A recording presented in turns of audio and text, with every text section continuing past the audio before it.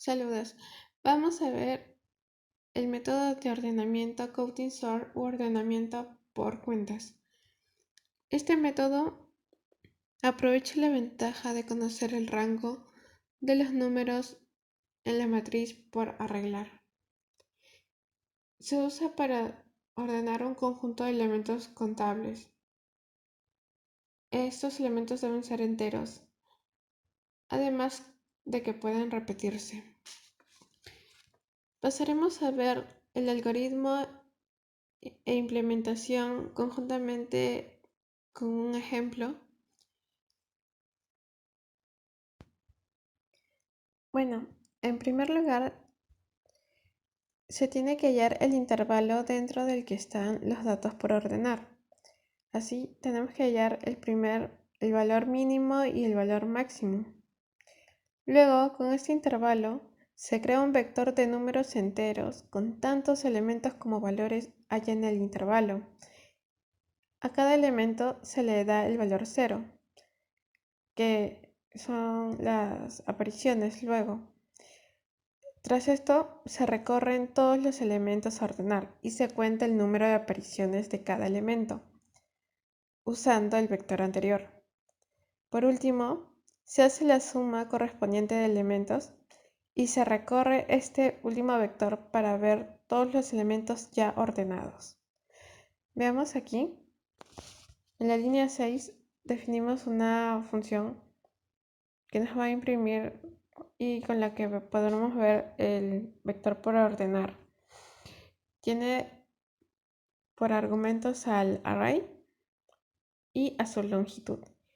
El dato de la longitud más abajo lo vamos a definir. Luego con el void vamos a definir la función counting sort, que también tiene de argumentos al arreglo y a la longitud.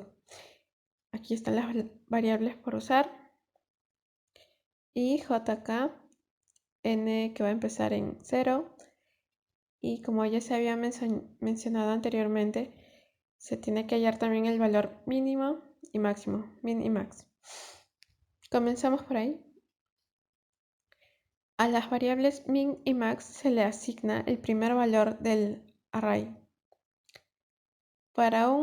Usando la variable i, para un i que empieza en 1 y va incrementándose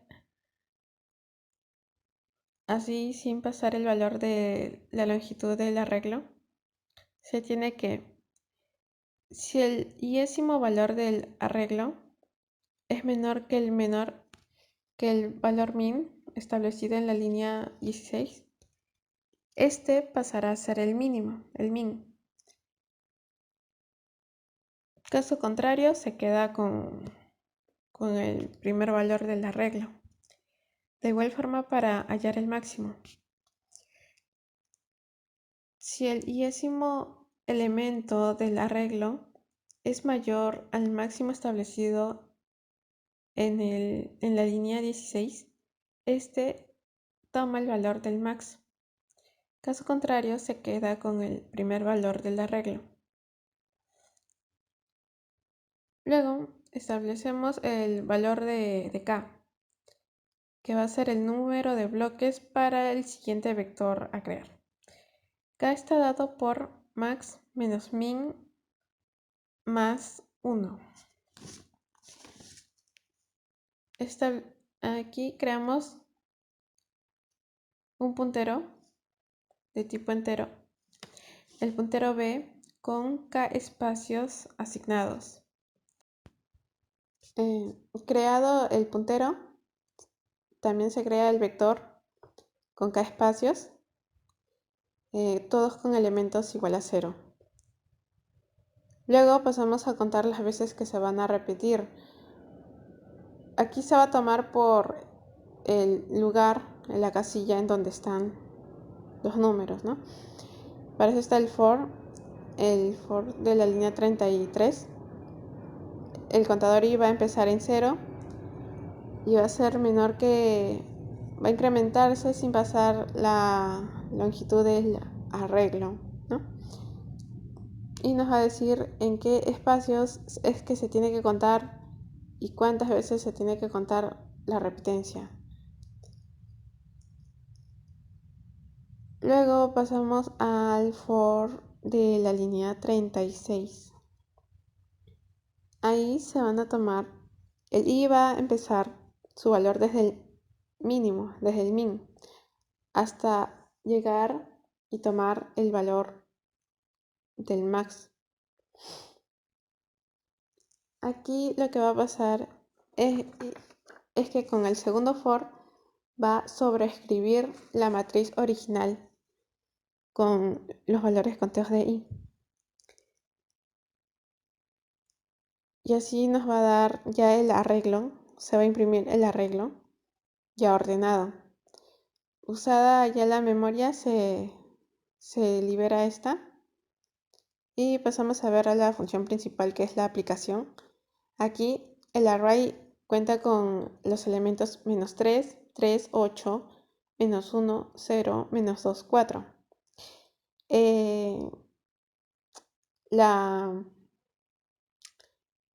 La función countinsort también pedía de la longitud, ¿no? Y también para imprimir el arreglo. Entonces este R se va a hallar dividiendo el tamaño de A entre el tamaño del primer valor de A del arreglo. Pasamos a ver cómo estos elementos, este conjunto se ordena.